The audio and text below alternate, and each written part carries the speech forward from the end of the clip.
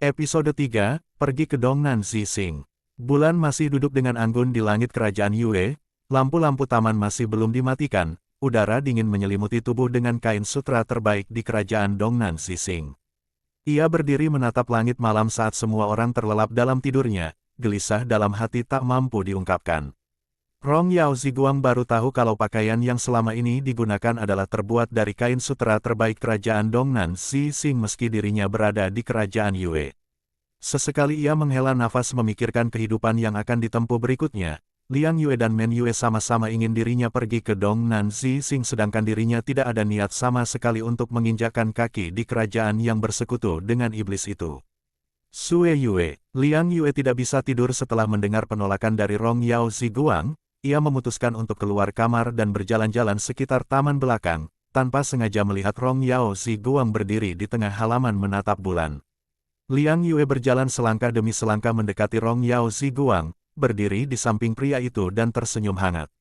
Liang Yue mendongakkan kepala menatap langit malam, tidak ada yang istimewa baginya tapi kenapa Rong Yao sangat suka menatapnya. Liang Yue menurunkan pandangannya lalu memiringkan kepala menatap Rong Yao kemudian bertanya, "Apa yang ada dalam pikiranmu?" Tidak ada jawaban dari Rong Yao Ziguang, pria itu hanya menghela nafas pelan lalu menurunkan pandangannya dan menoleh pada Liang Yue kemudian berkata, "Besok aku akan ke Dongnan Zixing." Bibir Yue Liang melengkung ke atas membentuk senyuman manis, ia lega karena Rong Yao akan kembali ke Dongnan Zixing dan kemungkinan besar akan mengambil kedudukan sebagai pangeran mahkota kerajaan Dongnan Zixing. Asteris. Mentari di ufuk timur malu-malu menerangi perbatasan kerajaan Yue, ikat kepala putih melambai tertiup angin, sengaja menyamarkan rambut emas panjang dengan rambut putih panjangnya saat keluar dari kamar. Rong Yao Ziguang telah meninggalkan Yue seorang diri setelah menuliskan surat untuk Men Yue dan Liang Yue.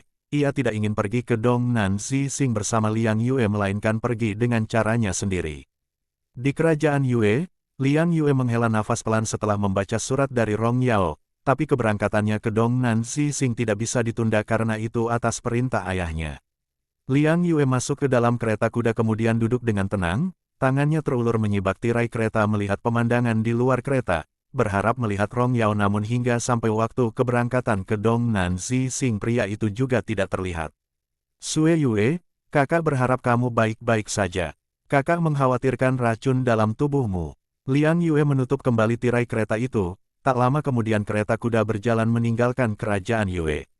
Di dalam kamar Men Yue menggenggam erat surat yang ditinggalkan Rong Yao, dadanya terasa sesak mengingat anak angkatnya itu kemungkinan akan dalam bahaya di luar sana, apalagi jika bertemu dengan Kaisar Tong Zize, bisa jadi akan dibunuh. Pangeran Mahkota, saya mohon kembalilah dengan selamat.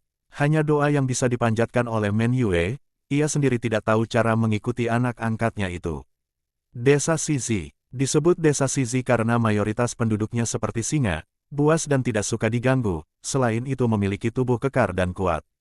Desa Shizi terletak di perbatasan antara kerajaan Yue dan kerajaan Dongnan Zixing, namun desa itu tidak bersedia dimasukkan ke wilayah kedua negara tersebut.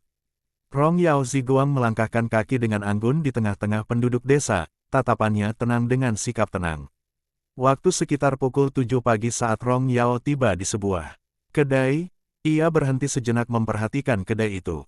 Mata itu menyipit kala melihat seorang pria dengan mahkota bulan duduk di salah satu kursi.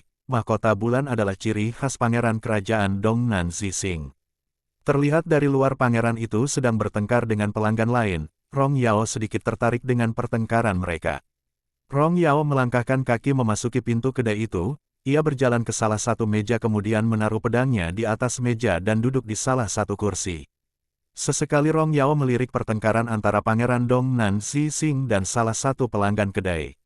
"Apakah kamu tidak tahu siapa aku?" Pangeran Dongnan Zixing bertanya dengan angkuh, tatapan matanya melotot dan merendahkan. "Aku tidak peduli siapa kamu. Semua orang yang ada di sini harus mengikuti aturan. Termasuk kamu." Pelanggan itu pun membalas ucapan Pangeran Dongnan Zixing tanpa rasa takut. Ia mengangkat tangan menunjuk-nunjuk Pangeran Dongnan Zixing dengan jari telunjuknya. "Mahkotamu berbentuk bulan, artinya kamu pangeran negara Dongnan Zixing. Tapi kamu harus tahu, di tempat ini selain pangeran mahkota kerajaan Dongnan Zixing yang telah dihanyutkan di Sungai Luo, kami tidak akan memberikan rasa hormat." Pelanggan itu kembali berkata dengan menegaskan. Alis Rong Yao Ziguang mengernyit mendengar gelar itu disebut. Rupanya ada seseorang telah menyebarkan tentang anak pertama Ratu Xing Yue hingga desa Shizi, semua masyarakatnya tidak bisa menerima pangeran lain. Rong Yao bangkit dari tempat duduknya lalu berjalan mendekati pelanggan itu dan duduk di kursi samping sang pelanggan yang masih berdiri sambil berkacak pinggang dan sesekali menunjuk-nunjuk Pangeran Dong Nan Zixing. Tuan, sepertinya kisah tentang pangeran dibuang itu telah bocor. Rong Yao menuangkan teh ke dalam cangkir kemudian menyesap sedikit teh tersebut. Pelanggan itu menoleh pada Rong Yao lalu menjawab dengan kesal, bukan lagi bocor. Tapi kami semua warga desa Shizi mengutuk tindakan itu. Mereka tidak seharusnya membuang seorang bayi tidak berdosa hanya karena ramalan. Ekspresi Rong Yao berubah serius, cangkir teh di tangannya diletakkan kembali ke atas meja. Apa yang dikatakan pelanggan itu benar namun ada yang lebih menarik yaitu ramalan. Ia ingin lebih tahu tentang ramalan dan hubungan dengan dirinya yang dihanyutkan di sungai saat masih bayi.